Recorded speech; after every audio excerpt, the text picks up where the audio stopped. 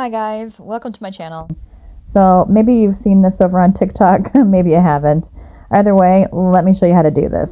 And so to do the top, you start with a magic ring. So here I have a method of just putting in 3 single crochets into a magic ring. After this, you then unravel the loose end and cinch it closed. So this is going to be your foundation. So it's just 3 in that ring to start your triangle. Afterwards, I slip stitch and I chain 1. In that same chain, I'm going to work 3 single crochets. In the next 2, I'm also going to work 3 single crochets,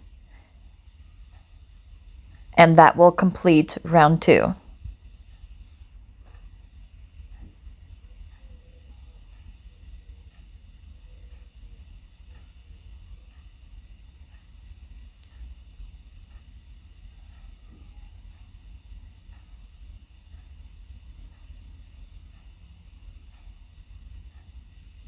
So 1, 2, and 3. Okay. So here I skip the next stitch. I skip that and I go right into the chain that I created after my slip stitch. So it's a bit tricky, but just don't tighten it too tight and you'll be all right. So slip stitch, pull it tight, close it up. It's quite neat. And then chain 1. In the next one, chain 1. In the next one, chain 3. This is your first corner of your triangle. In the next 2, chain 1.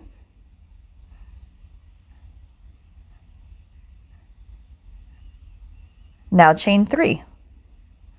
This is corner number 2. Keep the pattern going until you reach the end of round 3.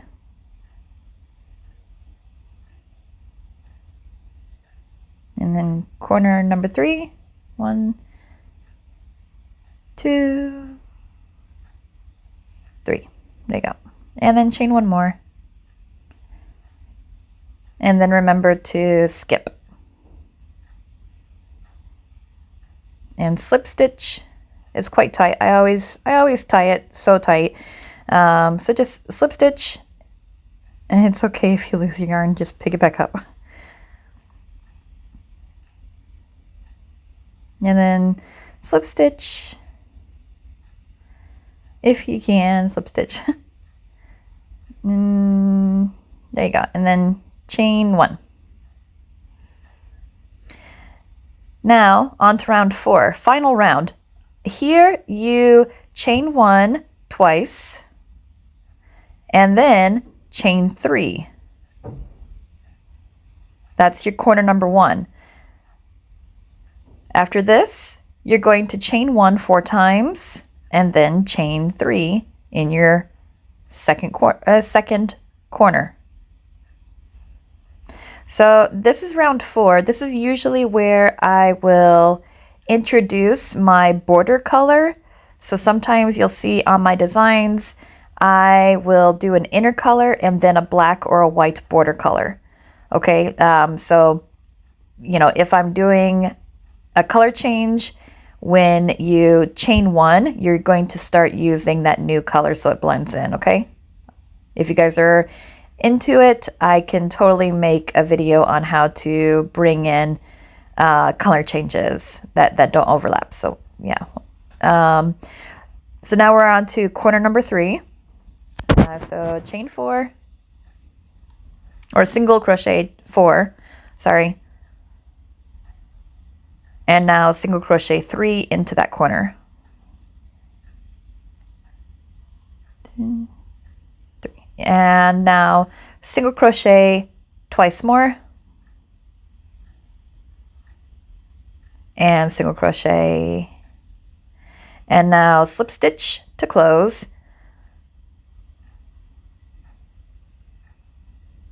And that completes your triangle.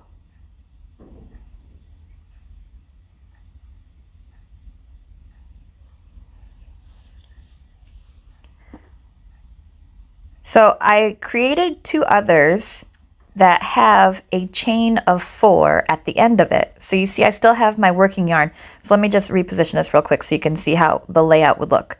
Okay, so this would be, you know, like we're looking at it upside down.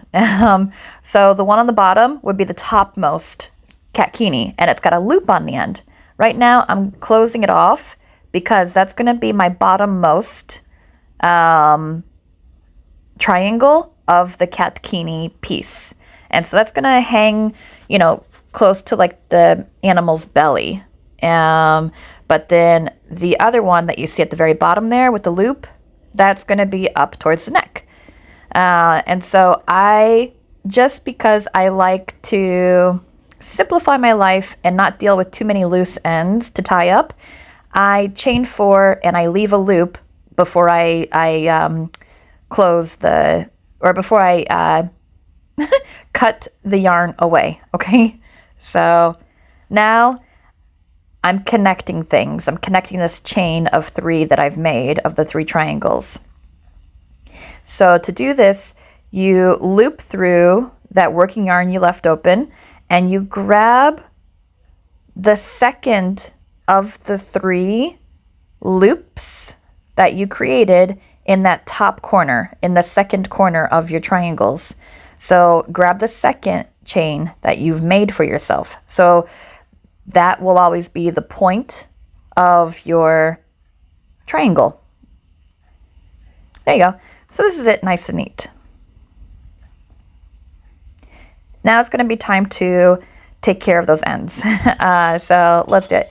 To do the ends, I will start with an embroidery needle, or if I don't have a embroidery needle, then I'm going to use a smaller crochet hook. I start weaving things in place. Thankfully, my loose yarn is the same color as my triangles yarn, so I'm not going to have to worry if you see a little bit of that in the front. But I'm working on the back, so you're not going to see any of this here. So what I'm doing now is I'm just weaving everything in so that it stays nice in place. This is, this is a little accessory piece for an animal, and our animals are amazing. We love them. They're our little fur babies, but they like to chew on stuff. And so I like to secure all of my ends as tightly as possible, especially when they go out for client orders. So I will constantly knot it, weave it through as much as I can. So I still need to go and get an embroidery needle so I don't have to do this painful process with a smaller crochet hook. So they just knot it off and then tie it down, or then cut it away. And that's going to be the back of your catkini. So now make sure that you have all of the back ends facing up. So flip, yeah. So you can see with the pattern changes how the back looks quite different. You know, it has this little pearly, knobby kind of a look to it. Here, because I have 2 loose ends that I can weave together, I'm going to start crocheting this. So I start a single crochet, or I start a chain of at least 2 or 3, just so I'm not pulling anything too tightly. Okay, and then I leave a little loop open so that I can loop in the other one and knot the 2 of them together in the same place.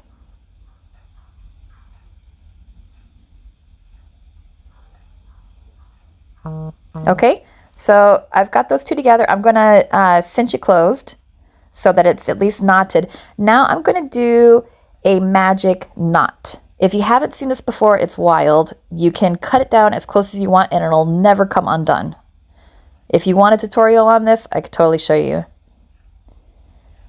And so magic knots, they don't slip apart. They're perfect to any knitter, crocheter, anyone out there in the world. I'll show you guys how to do a magic knot. So I cut it as far down as I want because it's in a magic knot. It's very secure. It's not going to come undone. And it's quite neat because I crocheted the loose ends together a little bit, and so it doesn't look too messy like the top one of being woven in. You know, the second one looks quite neat because it's that, you know, it's a chain of 3 or 4 crochets.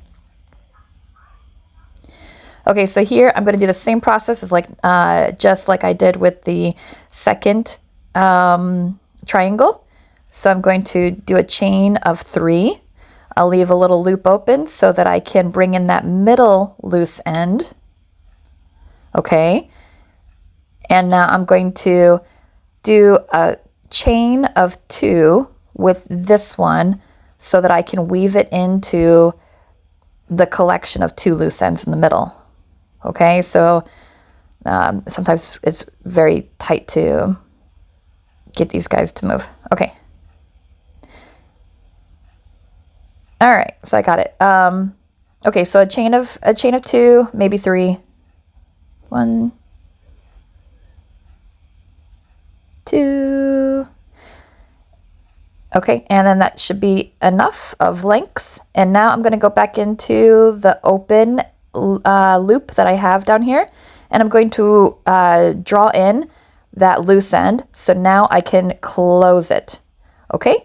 Now I've connected the top and the bottom pieces, and I have these 3 loose ends, and I'm going to do a magic knot with 3 of them so that I can easily cut away the ends and I don't have to worry about it unraveling later.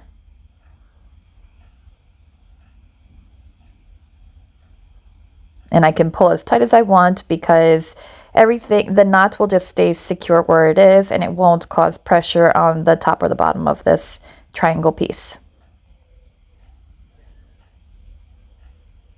And that's it. And I cut away the ends. If you like this tutorial, you know, don't forget to hit like, subscribe, all that stuff. New pieces are coming out and new items are getting designed. Thanks for watching. Talk to you later. Bye.